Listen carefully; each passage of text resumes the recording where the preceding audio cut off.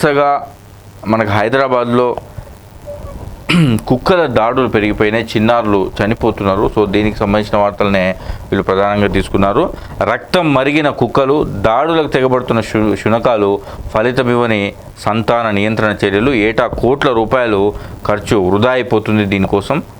కానీ ఇక ఏ ఘటనలు జరిగినాయంటే, జవహర్ నగర్ చెందిన ఈ చిన్నారి పేరు నిహాన్, వయసు 18 నెలలు. ఇంట్లో కుటుంబ సభ్యులు మాట్లాడుకుంటుండగా బాబు బయట ఆడుకుంటున్నాడు. ఇంతలో వీధి కుక్కలు నిహాన్ను లాక్కెళ్ళిపోయాయి.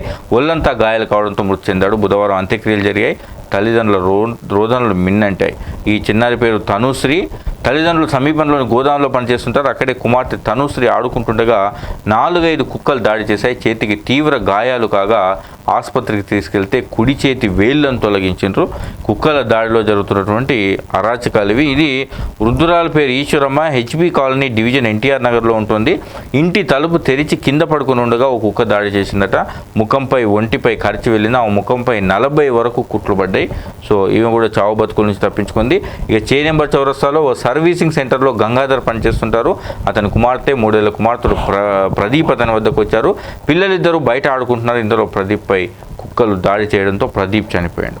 సో వరుసగా కుక్కల దాడులు గ్రేటర్ హైదరాబాదులో పెరిగిపోతున్నాయి ముఖ్యంగా. సో దీనికి సంబంధించినటువంటి ఒక డాటాను కూడా వెళ్ళిచ్చారు. గ్రేటర్ హైదరాబాద్లో మొత్తం 6 లక్షల కుక్కలు ఉన్నాయట. వీటిలో ఆపరేషన్ చేసే సంరక్షణ కేంద్రాలు మాత్రం కేవలం 5 మాత్రమే ఉన్నాయి. పశు వైద్యాధికారులు 22 మంది మాత్రమే ఉన్నారు. ఇక కుక్కలు పట్టే వాహనాలు 30 ఉన్నాయి. కార్మికులు మాత్రం 362 మంది ఉన్నారు.